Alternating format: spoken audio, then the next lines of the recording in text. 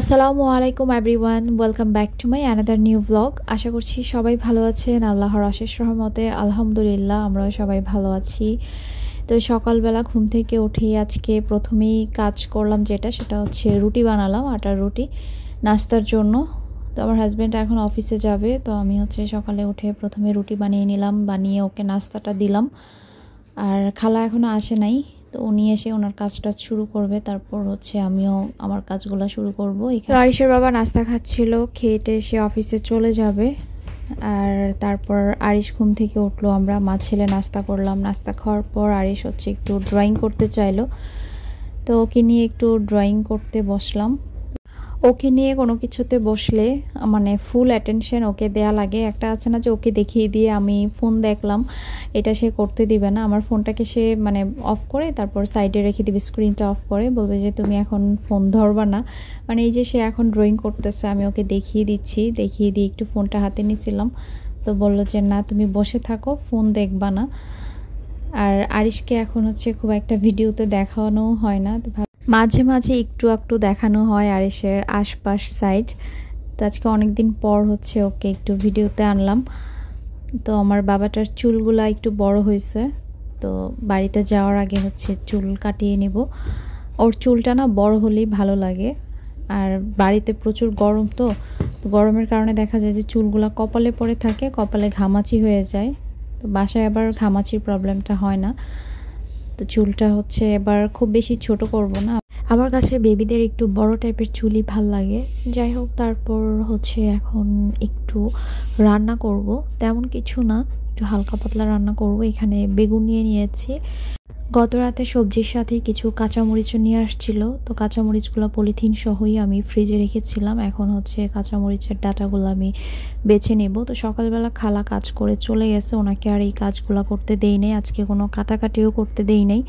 তো এখন হচ্ছে আমি যা রান্না করব সব কিছু কাটাকুটিগুলো করে নেব। এখানে আমার ছেলে বসছে আমার সাথে, আমি যখনই কোনো কাজ করতে বসি সে হাজির, এটা ধরবো এটা ধরবে, নিজে নিজে বসে বসে খেলবে। তো এই যে এখানে বেগুন নিয়েছি কাটার জন্য, সে বেগুন দিয়ে খেলতেছে। তো আমার কাজের খালা হচ্ছে উনি সকাল 9:30টায় আজকে বাসায় ঢুকছে, আর বের হয়েছে হচ্ছে 12টায়। উনি চলে যাওয়ার পর এখন আমি এগুলো করতে বসলাম। তো উনি এরকমই অনেকক্ষণ টাইম নিয়ে কাজ করে, আর একটু স্লো কাজে, বাট হচ্ছে কাজ খুব চকচকে করে কাজ করে। উনি হচ্ছে এরকম, টাইম টেবিল নিয়ে ওনার কোনো মাথা ব্যথা নাই। উনি ওনার নিজের মতো করে অনেকটুকু সময় লাগিয়ে কয়েকটা কাজ করবে।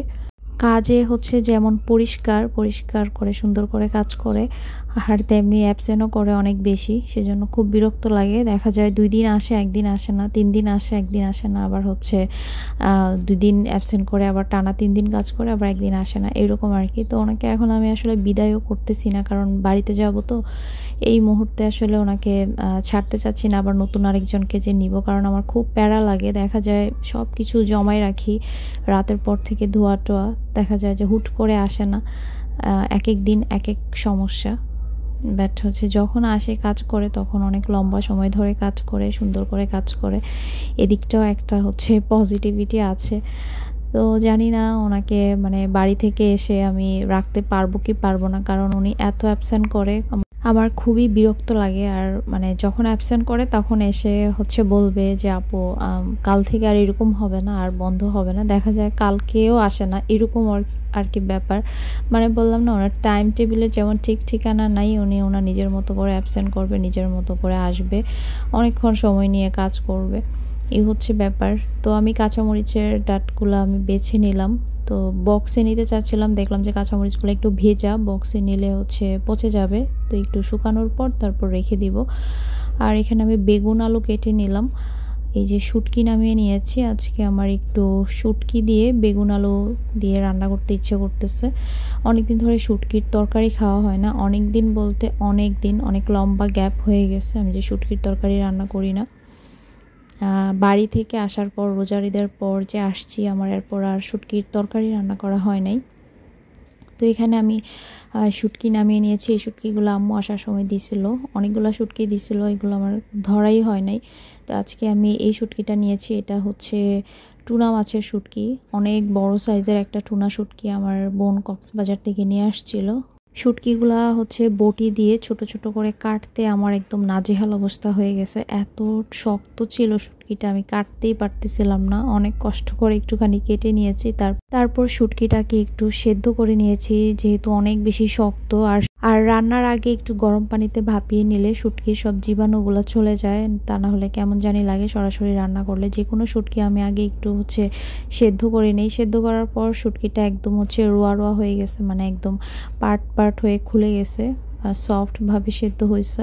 তো তারপর ভালো করে ধুয়ে নিয়েছি। আর শুটকি রান্নার জন্য যা যা লাগবে সব কিছু গুছিয়ে নিলাম। এখানে কড়াইয়ের মধ্যে তেল দিয়ে পেঁয়াজ, আস্ত রসুন, একটু কাঁচামরিচ ফালি দিয়ে ভেজে নিয়ে তারপর দিয়ে দিলাম শুটকিটা একটু ভেজে নিয়ে দিয়ে দিচ্ছি রসুন বাটা, আদা বাটা। আর আমি কিন্তু শুটকিতে সব ধরনের মশলাই দেই। অনেকেই হচ্ছে শুটকিতে সব টাইপের মশলা খায় না, তো আমি হচ্ছে যেহেতু বড় শুটকি একটু আদা বাটাও দিয়েছি। বাটা মশলাটা একটু ভেজে নিয়ে তারপর দিয়ে দিচ্ছি হলুদ, মরিচ, ধনিয়া, জিরা গুঁড়া, লবণ। মশলাটাকে এখন হচ্ছে একটু পানি দিয়ে সুন্দর করে কষিয়ে নিব শুটকির সাথেই।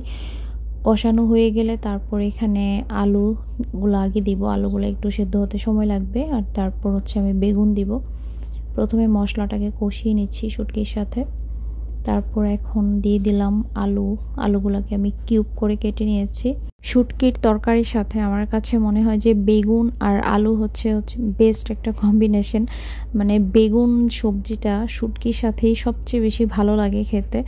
তো এদিকে আমার এই যে কাঁচামরিচগুলো শুকাই গেছে, একটু এভাবে রেখেছিলাম, পানিটা শুকাই গেছে। এখন আমি এই যে বক্সের টিস্যু দিয়ে এভাবে রেখে দিই। এভাবে করে অনেক দিন পর্যন্ত ফ্রিজে কাঁচামরিচ ভালো থাকে, একদম টাটকা থাকে কাঁচামরিচটা। আমি সবসময় এইভাবেই রাখি।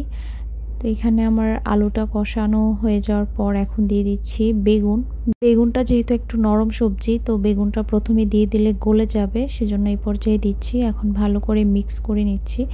বেগুনটা কিছুক্ষণ কষিয়ে নেওয়ার পর এখানে হচ্ছে আমি একটুখানি পানি দিয়ে তারপর হচ্ছে ঢেকে রেখে দিব।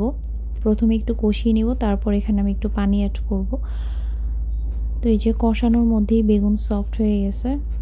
আর এত সুন্দর যে ফ্লেভার একটা বের হচ্ছিল, মানে আজকে এই শুটকির তরকারি রান্না করতে করতে আমি অনেক খুশি ছিলাম যে আজকে শুটকি দিয়ে মজা করে ভাত খাবো, কারণ শুটকি আমার অনেক পছন্দ, শুটকির তরকারি।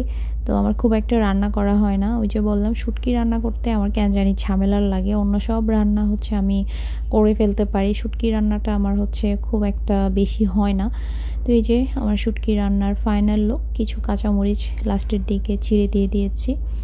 এত এত মজা হয়েছে আজকের তরকারিটা। আরিশের বাবা অফিস থেকে এসে এই তরকারি পেয়ে তো সেও খুশি হয়ে গেছে, মানে ওরও খুব পছন্দ বেগুন আলু দিয়ে শুটকির এই ভুনা টাইপের একটা তরকারি। যে কোনো শুটকি দিয়ে করা যায়, বড় শুটকি দিয়ে বেশি ভালো লাগে। তারপর আরও রান্না করেছিলাম ডিম তরকারি, ডাল।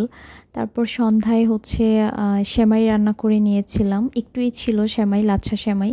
তো নারকেল ছিল না বাসায়, তো আমি বাটিতেই রান্না করে নিয়েছি, বাটির মধ্যেই হচ্ছে খেয়ে নিচ্ছিলাম। তো এখানে আরিশের বাবা আবার আম নিয়ে আসছে, এখন আমগুলাকে হচ্ছে আমি ভিজায় রাখবো। এখানে ছিল ন্যাংরা আম আর হিমসাগর আমটা এত মজা, এত মিষ্টি, খুবই মজা। হিমসাগর আমটা হচ্ছে আমি সরাসরি বাগান থেকে অনলাইনের মাধ্যমে আমি অর্ডার করতে চাচ্ছি, বাট ট্রাস্টেড কোনো পেজ আমি বুঝতেছি না যে কোন পেজটা আসলে অনেক বেশি ট্রাস্টেড হবে বা ভালো আম দিবে।